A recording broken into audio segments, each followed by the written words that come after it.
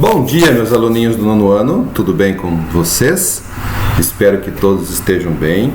E dando continuidade então às nossas aulas de história, a gente vai abordar agora o tema do capítulo 5, já do segundo bimestre, tá?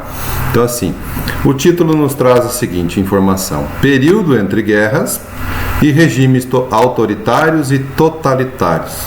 Nós vamos falar então do final da Primeira Guerra, que acabou em 1918, e até 1939, quando inicia a Segunda Guerra Mundial. Nós temos esse pedaço de tempo que muita coisa aconteceu em período de 20, 21 anos, muita coisa mudou o mundo, tá? Nós vamos ter pessoas que vão subir ao poder com seus governos totalitários, nós vamos ter regimes de governo muito diferentes do que era antes do século XIX para o século XX.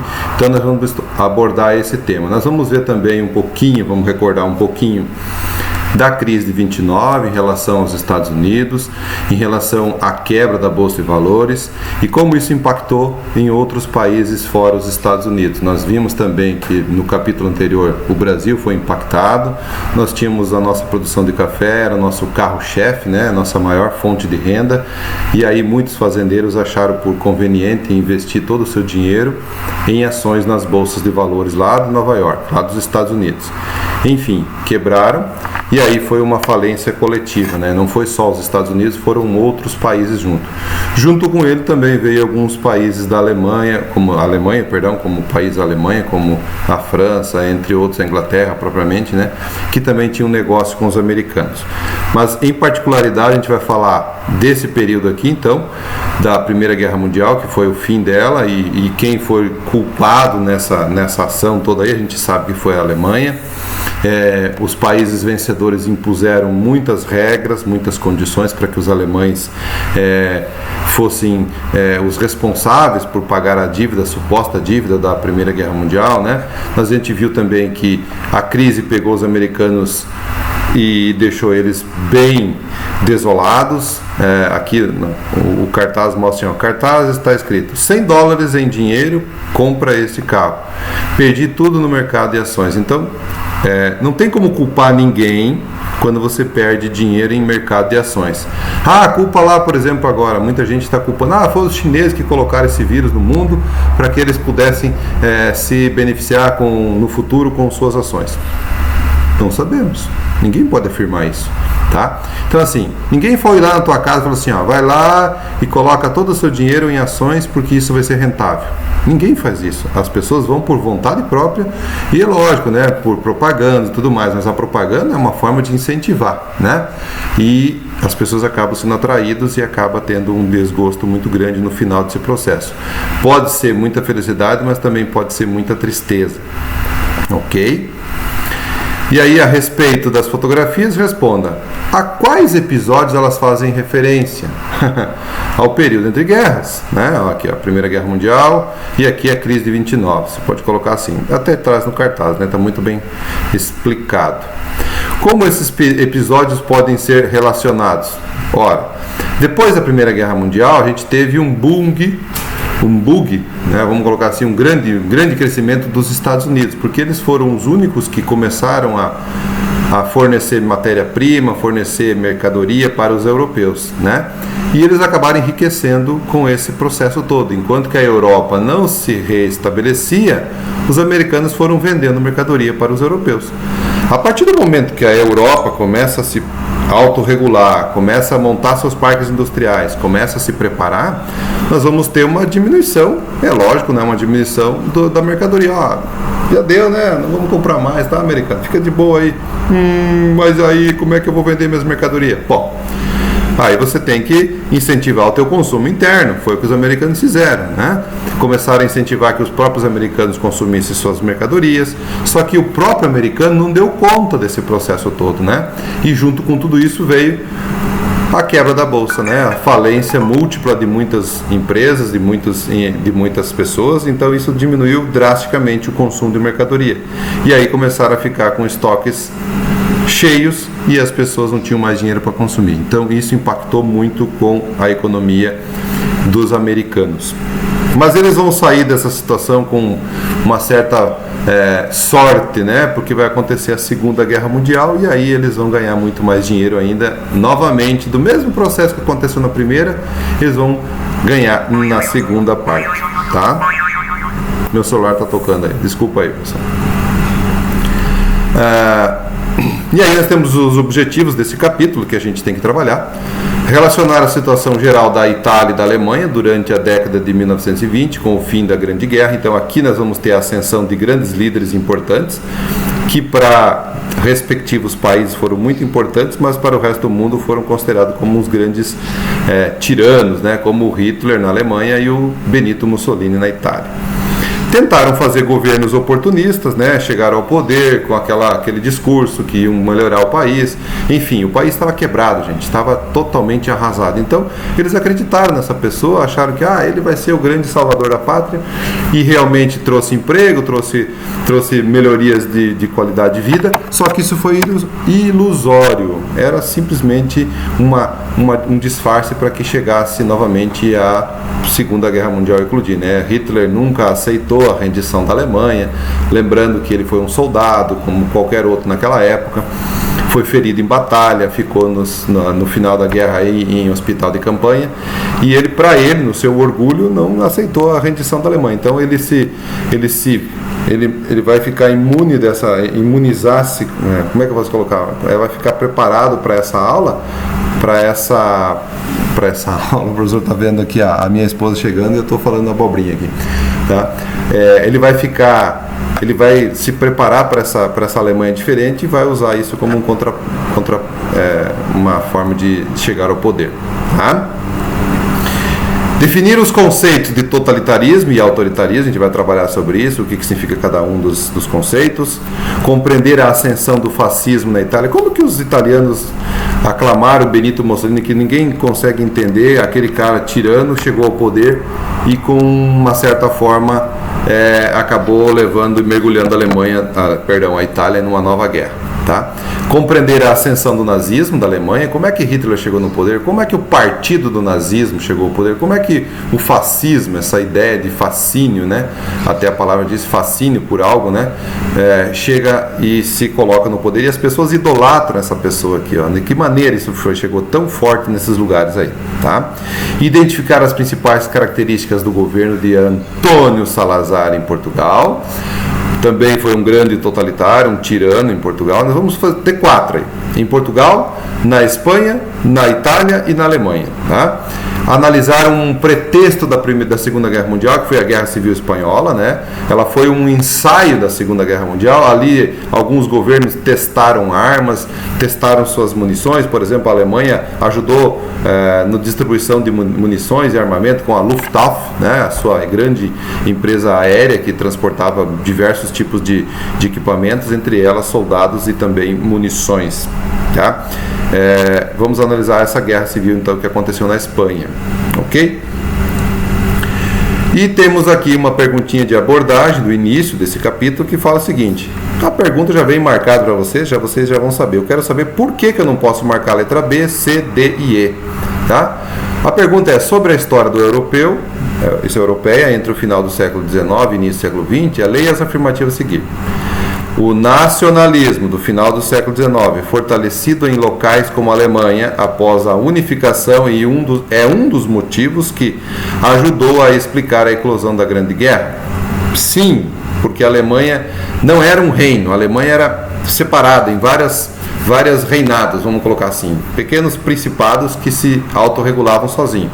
E quando houve a unificação, lá em 1870, e 1871 foi a Itália, eles se tornaram uma nação, né? Nós temos que lembrar que aí se fortaleceram, nacionalmente ficaram unidos, e aí, como havia aquela grande corrida para em busca de matéria-prima lá na parte da África, a Alemanha não achou justa aquela partilha, enfim, ela começou a invadir as colônias e o pretexto foi a morte lá do arquiduque Franz Ferdinand, mas a guerra poderia ter iniciado em qualquer outro momento da história, eles só não queriam que ela começasse, então tiveram um pretexto, vamos colocar que foi esse cara aí que iniciou a fatalidade e a gente vai colocar a culpa nele. Nada disso, se esse cara tivesse morrido em qualquer outro momento da história, ninguém tinha lembrado dele. Mas foi um pretexto, né? Iniciar um pretexto. Já contei essa história várias vezes na aula.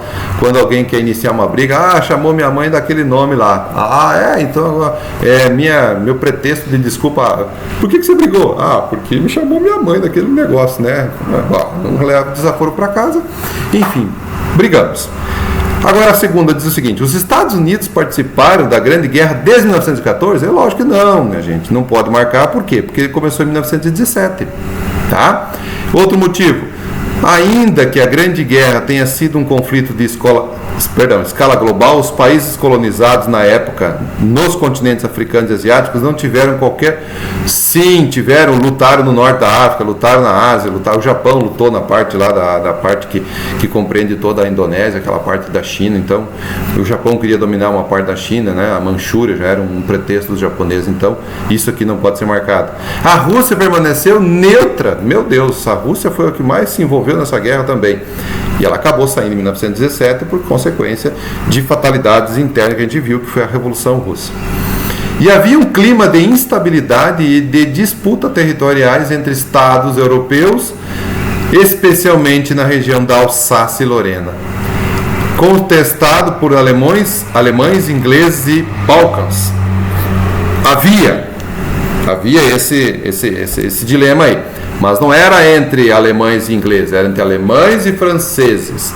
E os balcãs eram lá nos Estados Unidos, na parte lá, Estados Unidos, na parte da Rússia, que compreende ali a região que eles chamam próximo ali da Grécia, ali no Mar Báltico. Tá? Então, assim, jamais pode marcar essas. Esse é o pretexto, ok? Número 2. Sobre a participação da Itália na Alemanha na Grande Guerra, analise a afirmação a seguir. Lutaram ao lado da Tríplice Aliança. Sim ou não? Lógico, né? A Tríplice Aliança. Itália, Alemanha e Japão. Né? Todas as afirmativas estão erradas? Todas estão erradas? Não, se nós acabamos de dizer que a primeira é verdadeira, a segunda não pode ser informação, né? Apenas as afirmativas 1 e 2 estão corretas. A Itália terminou a Grande Guerra ao lado da Alemanha. Não. A Primeira Guerra Mundial, a Itália pulou do barco e se bandeou para o lado dos americanos, para o lado da França, para o lado dos ingleses. Tá? Ok? Então não pode marcar número 2. A Alemanha foi obrigada a assinar um tratado de Versalhes, responsabilizando por todos os fatos, a culpa, tá? Então, a número 3, ela é oficialmente verdadeira. Pessoal, se vocês estão escutando o meu passarinho gritar, ele está bem distante de mim e eu não tenho o que fazer, tá? A não ser que eu amarre um pano na boca dele, tá? Desculpa aí, tá? Então, assim, a número 2 e número 1 e número 3 são corretas. A número 2, então, não pode marcar porque a Alemanha não terminou com a Itália do seu lado. Ok? Então, entrando nesse processo todo do capítulo aí, a crise do liberalismo, né? Aquela ideia de Adam Smith de que a oferta e a procura poderia ser o grande regador da economia, do mercado, regulador do mercado, né? Não deu certo nos dias da frente, né? Aquela época que foi implantado, beleza, era mil maravilhas, século das luzes, né? Enfim, mas depois, em 1929, foi um fracasso total. Então, os Estados Unidos provaram do gosto amargo, que era a livre interpretação da economia. Tá? O fato, após o fim do conflito mundial, muitos países europeus enfrentaram um processo de fragilidade econômica e política. Nós também trabalhamos essa parte, falando que os parques industriais foram arrasados, as pontes, ferrovias, estradas, as casas, tudo ficou em ruínas. Nossa, bombardearam dia e noite esses países, né? Então é natural que isso aconteça. Então, a necessidade de reconstrução da região foi incentivada por países que estavam mais distantes, como os Estados Unidos. Então, ele financia a reconstrução desse país Em troca, esses países compram mercadorias americanas. Então eles fizeram uma jogada de marketing extraordinária, né?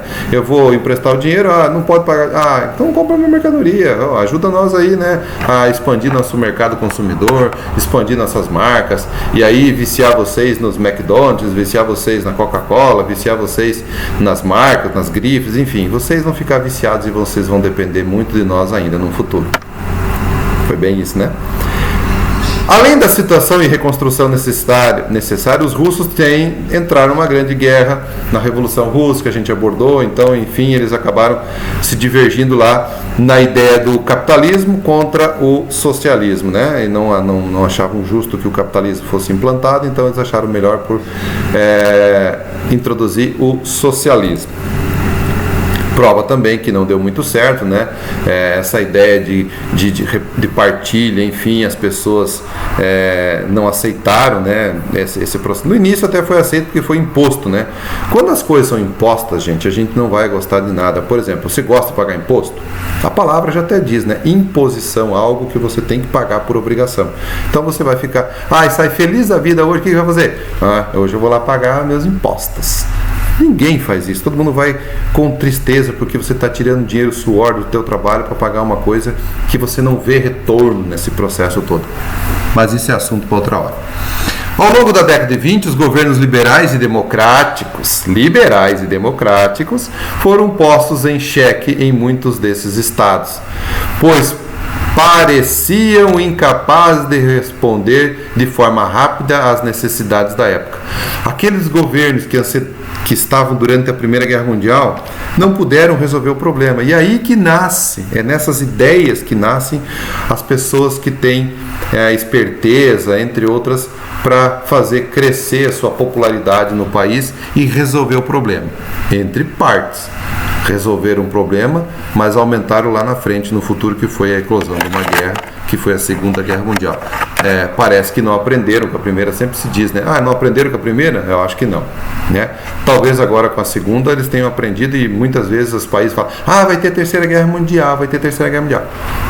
Nós temos diálogos hoje no nosso mundo aí que é muito mais importante do que ficar discutindo coisinhas picuinhas e entrar em conflito, tá? O mundo é muito mais complexo que a gente imagina. Ok? Então a Alemanha vai surgir aí nela a ideia de um partido expressivo, pequenino, e começa a ter um desempenho extraordinário de seguidores e pessoas que vão começar seguidores, né? Vão começar a se filiar a esse partido, né? E fazer ele crescer tão grande quanto era a Alemanha. Tá? E na Itália vamos ter a mesma coisa. Benito Mussolini e Adolf Hitler. Então aqui era rotineiro, né, as pessoas fazerem marchas, manifestações, passeata. Essa aqui é entre os britânicos fazendo manifestação de fome, marcha pela fome, né? Então as pessoas saíam pelas ruas, olha só, todas reconstruindo, barro, lodo, depressivas. Quem viveu esse período foi herói, quem sobreviveu a tudo isso, né? Toda essa guerra, sobreviver à guerra, sobreviver à reconstrução, a esse período de fome e ainda continuar fazendo com que o país cresça economicamente. São heróis essas pessoas que viveram nesse período, tá? Os que trabalharam, não os que criaram a guerra, nem os que lutaram, que incentivaram essas batalhas a acontecerem. E por fim, nós vamos ter a crise de 29, que foi o ápice total de todo esse colapso, né? Foi a derrotada toda da Alemanha, entrando em decadência e arrastando com ela todos os outros países que eram membros desse, ou que tinham negócio com os americanos. Isso vai acontecer de novo em 2009, 2008, que aconteceu com também a quebra novamente, quase que uma quebra praticamente da Bolsa de Valores, né? E muitas pessoas também tinham dinheiro financiados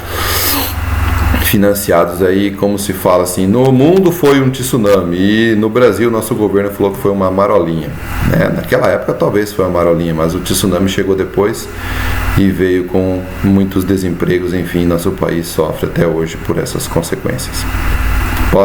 A Europa após a Grande Guerra era muito diferente da Europa da década anterior. Se até então os países europeus como a Inglaterra e França eram líderes mundiais, agora quem era o grande líder mundial eram os Estados Unidos, tá? Muito bem, só um pouquinho.